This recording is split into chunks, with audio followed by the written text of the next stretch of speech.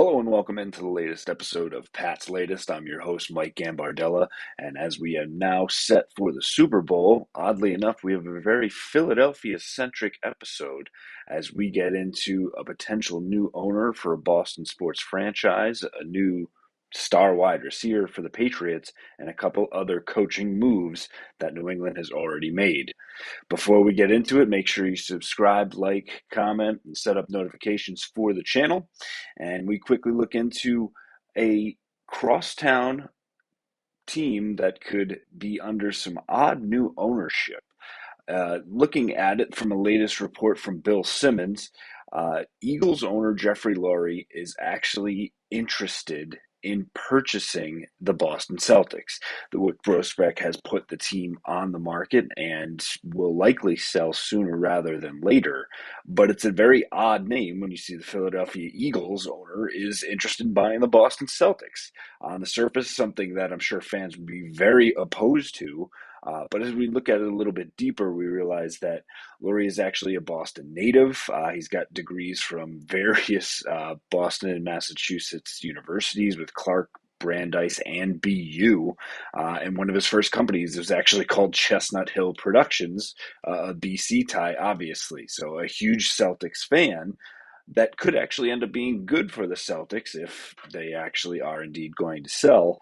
It just might be a little awkward when you're thinking about that Super Bowl loss and thinking about where the Eagles are and where the Patriots are.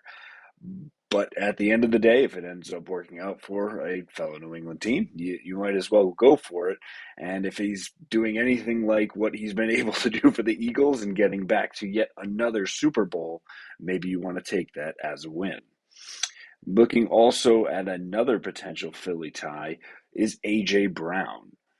Whether that one is actually going to come to fruition is a long shot, but we put this in there today because according to the betting website Bovada, the Patriots are the lone favorites to actually trade for A.J. Brown. Now, obviously, a huge addition, a three-time Pro Bowler, a guy in his prime, playing in the Super Bowl, wouldn't be necessarily available, but if the Eagles don't win or decide to go in a different direction, the Patriots could be an option for a couple of reasons.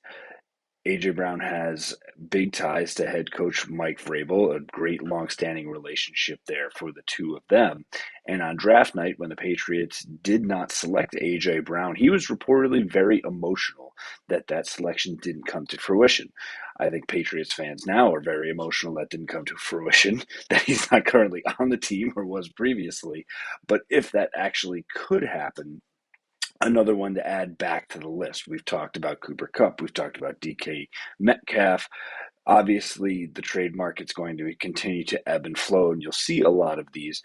The price tag for A.J. Brown would be astronomical. That said, if you can get someone of that caliber, you might actually have to make that move. Not to say that it is going to happen, but at least betting websites out there are seeing some ties that could potentially tie yet another star wide receiver to the Patriots. Looking more at the Patriots and what they've done on the coaching side of things, Caleb Williams, old head coach, another top quarterback from the Drake May class, is actually coming over to the Patriots.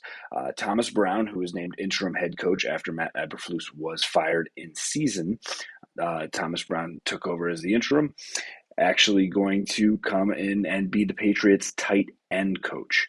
He will also be the pass game coordinator for Josh McDaniels as well. Thomas Brown, highly regarded, was actually talked about as a potential offensive coordinator candidate before Josh McDaniels decided to sign on the dotted line. But what this really means is yet another big piece added to Mike Vrabel's staff, adding a wrinkle or even just a tidal wave from what we've seen previously of adding talented coaches left and right, trying to get what we can to actually build out that staff and give a young team the best chance to succeed. So Josh McDaniels, obviously a ton of experience. Thomas Brown, a rising coach in the ranks. A little surprising to see him go from more of the quarterback side to a different position group, but he's had a ton of experience going through those, and with a group that already features Hunter Henry, potentially bringing back Austin Hooper as the second-year jump for third-string tight end Jaheim Bell. There's a lot in that room for Thomas Brown to work with, and as the passing game coordinator, obviously we'll touch upon what Drake May is doing, what the backs are doing out of the backfield, and which wide receivers end up going to be the top options. If you reset right now and look at it, with Kendrick Bourne, with Pop Douglas, in taking those top spots, if Keyshawn Boutte continues to take that next step, and whatever comes out of last year's rookies in Jalen Polk and Javon Baker, there are players in place, but there will be a real emphasis from Elliott Wolf and the rest of the coaching staff and front office to push to get more and more options for Drake May, more and more options for now Thomas Brown, to set up a big offensive scheme that will put everyone in the best position to succeed and put Drake May in a spot where he's really able to flourish in his second year and first starting the season as a QB1. Another big addition for the Patriots is adding in a two-time head coach to the fold in Doug Marone. This could go down as one of the more underrated signings. He is, has a wealth of experience. Obviously, his time with Jacksonville had success there. And there is actually a Boston tie because he's actually coming in most recently as the senior analyst of football strategy at Boston College, as old friend there as well, and coming in under the head coach.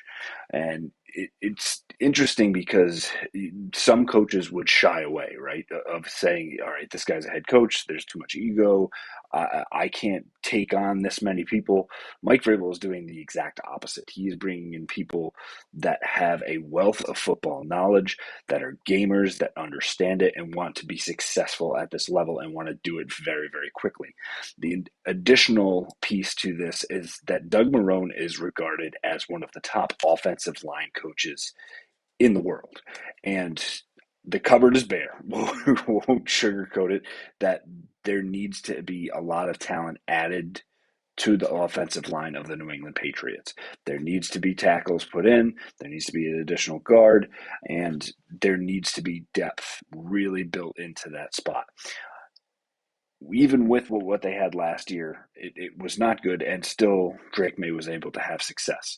Now, if you say, hey, we're going to emphasize what's in front of our star quarterback, what is now and what was added with that talent, added now with a coach that can harness it, and the likes of which the Patriots have not seen since Dante Scarnecchia was in that spot, it really adds another step up for the Patriots and for Mike Vrabel in his first year to know that he now has a group of coaches who are ready to take on the challenge. The last caveat within this is that Doug Marone has not been named offensive line coach yet. That could be coming in the next few days here. There are several coaches for the position groups and other pieces within the staff that Mike Vrabel is building to identify what their roles indeed will be. So Doug Marone could end up with a different name title, but at the end of the day, this is nothing but an absolute win for the Patriots offensive line. Now, obviously, the big steps will be who they're able to attract in free agency, who they're able to add through the draft, and even who can take the step up in the coming years. Is it Layden Robinson? Is it Caden Wallace? You'd love to see the tackle from Penn State and the third-round pick last year take that next step. And I think Doug Marone is absolutely someone that can help them do that. That'll do it for us on this episode. Again, be sure to subscribe, comment, and let us know what you'd like to see us cover in coming episodes, and we'll continue to bring it your way. Fight on, Foxborough.